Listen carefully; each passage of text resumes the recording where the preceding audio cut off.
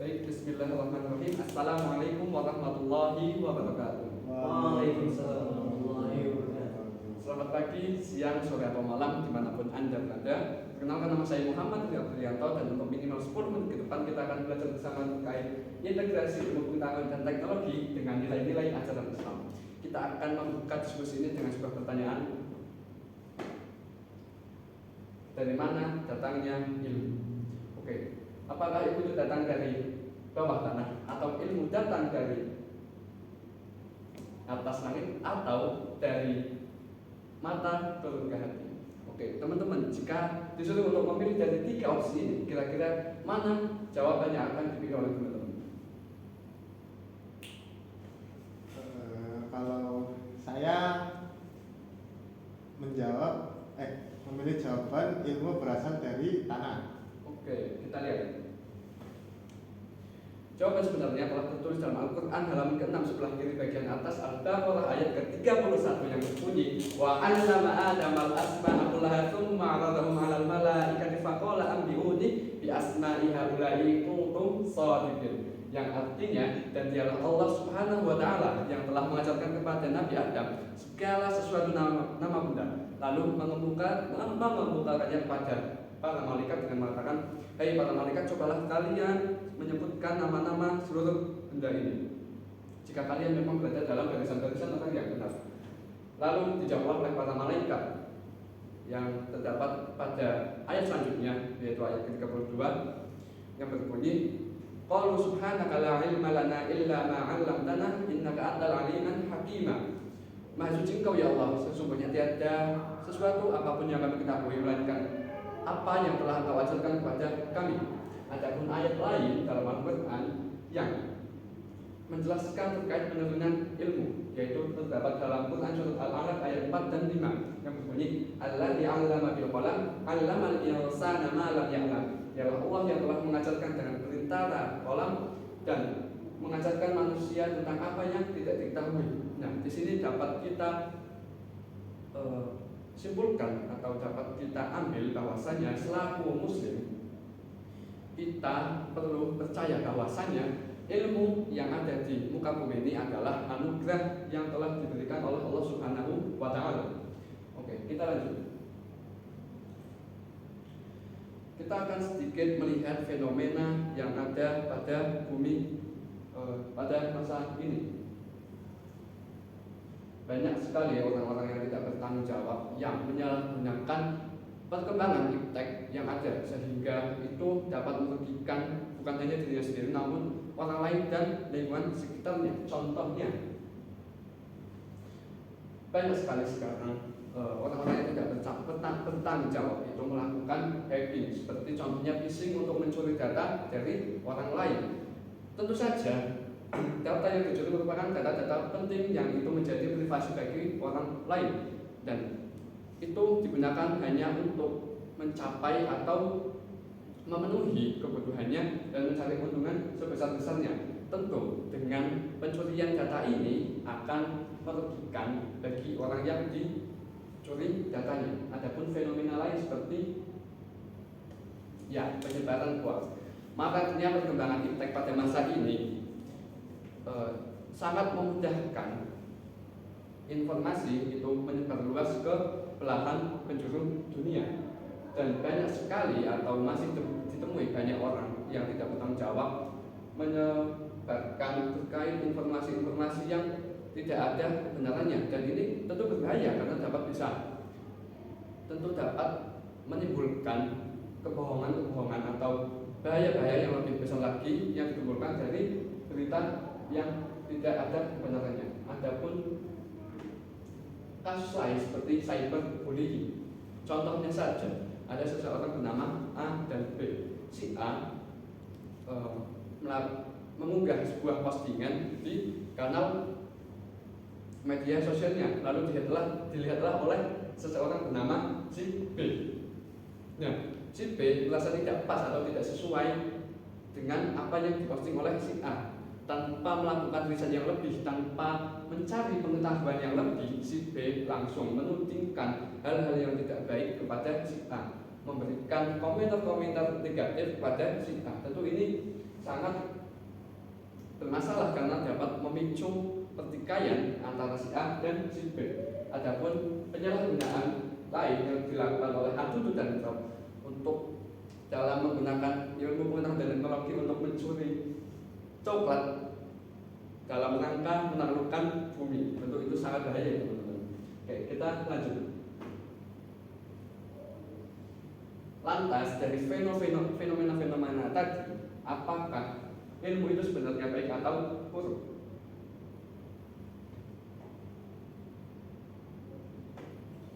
Boleh dimundur mas? Oke. Ada hadis Nabi yang mengatakan tolakul ilmi fardhatun 'ala kulli muslimin wal muslimat. Menuntut ilmu adalah sebuah kewajiban bagi seorang muslim dan muslimat. Dan tadi telah kita sepakati bahwasannya selaku pelajar muslim, selaku mahasiswa muslim, sudah seharusnya kita itu percaya bahwasannya ilmu itu diturunkan oleh Allah Subhanahu wa taala.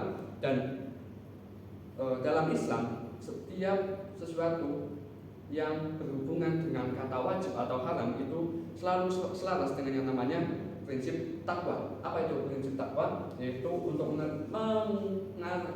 mengerjakan apa yang diperintahkan oleh Allah dan menjauhi apa yang dilarang olehnya.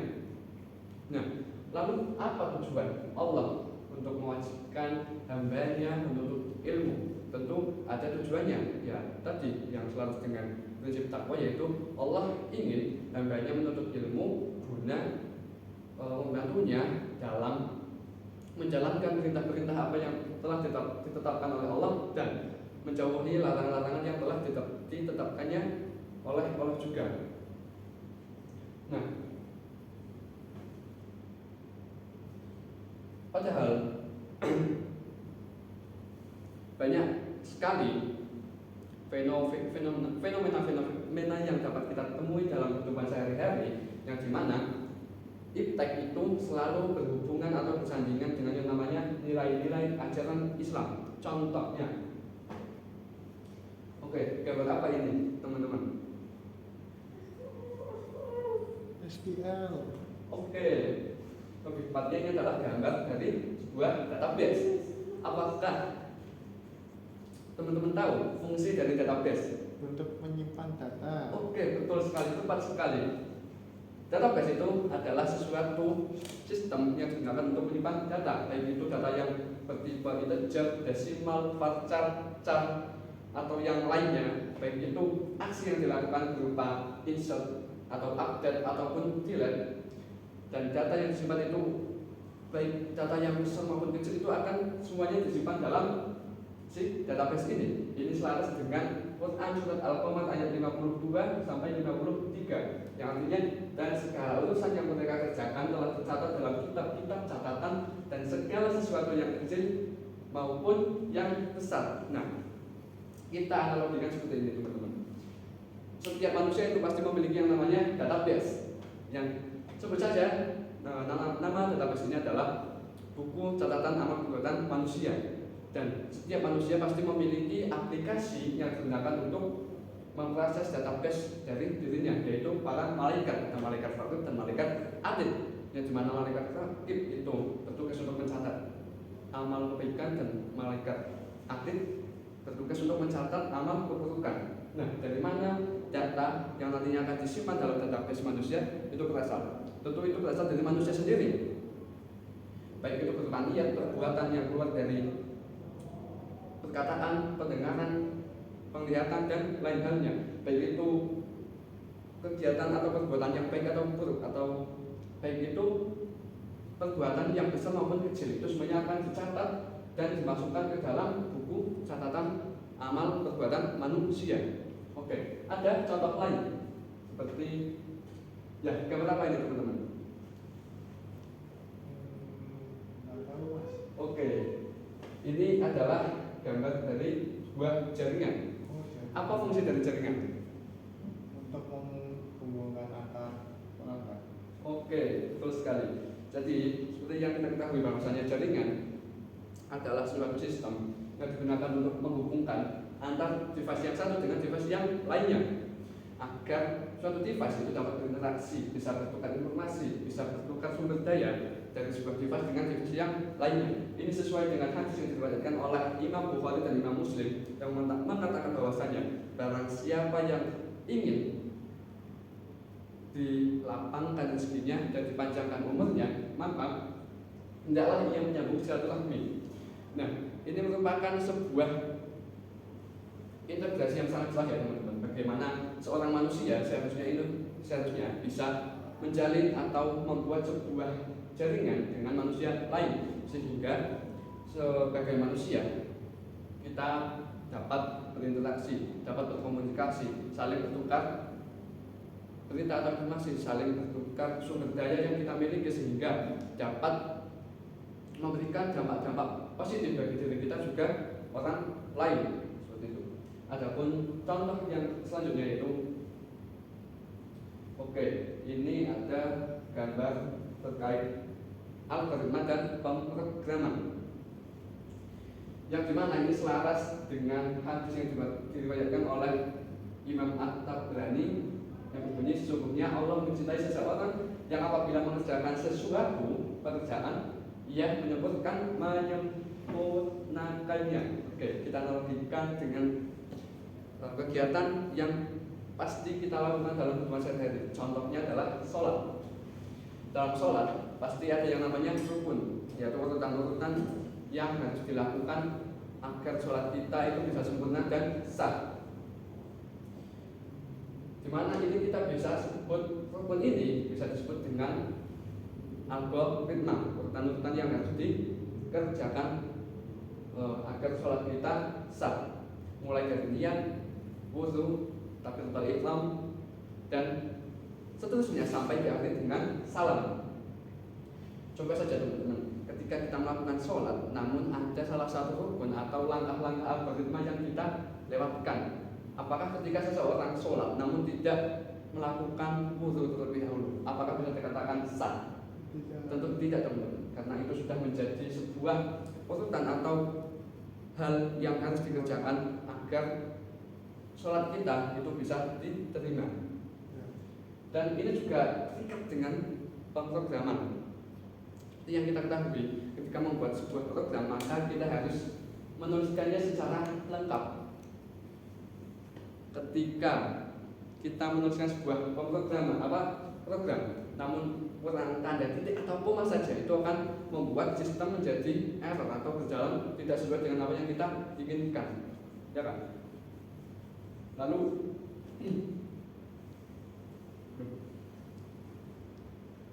seperti yang tadi saya katakan, bahwasanya ketika kita menjalankan sholat namun ada rukun yang kita tinggalkan, itu akan mengurangi nilai dari sholat kita sendiri.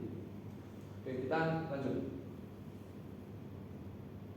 Nah, jadi dalam Islam konsep ilmu itu selalu terikat dengan nilai atau etika dan adab, baik dalam proses mendapatkannya, mengimplementasikan, serta dalam penyampaian ilmu yang dimiliki. Nah, jadi ada dua prinsip terkait ilmu. Yang pertama ada prinsip ilmu itu bebas nilai dan ilmu terikat dengan nilai. Apa yang dimaksud dengan prinsip bebas nilai? Apakah teman-teman ada yang tahu? Tidak berlandaskan agama. Oke, betul sekali, tepatnya seperti ini. Ilmu yang tidak berlandaskan dengan nilai ini dianut oleh seseorang atau orang-orang yang berpikir bahwasanya ilmu itu tidak memiliki sisi baik atau buruk. Ilmu ini tidak terikat dengan yang namanya benar atau salah, atau ilmu ini tidak memiliki hal positif atau negatif. Nah, kadang orang-orang yang memiliki pemikiran seperti ini dalam melakukan implementasi terkait ilmu yang dimilikinya, itu pasti tidak memiliki rambu-rambu atau aturan-aturan yang membatasi dalam melakukan implementasi ilmu ini, sehingga dari ini orang ini tidak dapat mengkira-kira apakah hal yang dilakukan ini dapat memberikan dampak positif atau negatif. Nah, lantas bagaimana jika ilmu yang dilakukan dapat memberikan dampak yang negatif? Tentu ini akan merugikan, mungkin tidak hanya bagi dirinya sendiri, namun bagi orang lain dan sekitarnya. Adapun ilmu yang terikat dengan nilai, yaitu yang dianut oleh Islam. Prinsip ini yaitu dianut oleh orang-orang yang menganggap bahwasanya ilmu itu memiliki sisi baik dan buruk. Ilmu itu memiliki sisi benar atau salah. Ilmu juga memiliki sisi berupa dampak negatif dan dampak positif, sehingga orang-orang yang mengimplementasikan ilmu dengan prinsip ini pasti akan memperhatikan aturan-aturan atau batasan-batasan, sehingga dalam mengimplementasikan ilmu yang dimiliki ini tidak melakukan kesalahan yang dapat merugikan dirinya sendiri, orang lain maupun di sekitarnya. Oke, kita lanjut. Sehingga dari itu, jikalau kita telah memahami terkait prinsip ilmu yang telah disampaikan menurut ajaran Islam, kita harusnya dapat mengimplementasikan ilmu yang kita miliki dengan baik, sehingga dapat memberikan dampak positif bagi diri kita maupun di lingkungan sekitarnya. Contohnya seperti menghubungkan antar orang, baik itu mungkin orang yang berjauhan seperti saudara atau keluarga yang beda pulau, negara. Itu kita dapat menggunakan perkembangan iptek untuk menghubungkan mereka, sehingga silaturahmi mereka tetap terjaga. Adapun contoh lain seperti menjadikan perkembangan iptek sebagai media dalam penyebaran kebaikan-kebaikan. Adapun contoh lain seperti menjadikan ilmu perkembangan iptek sebagai tempat untuk belajar menggali pengetahuan-pengetahuan positif. Dan ada satu lagi, perkembangan iptek juga dapat digunakan untuk membantu terasawasan dalam membantu utama untuk mengalahkan monster dan kriminal. Dan terakhir dari saya, diperlukannya adab di atas ilmu untuk menjadikan diri Anda sebagai manusia. Sekian dari saya, ada kurang lebihnya mohon maaf. Wajarlah manusia, bukan nabi boy. Sekian, billahi fisabilillah, wassalamualaikum warahmatullahi wabarakatuh.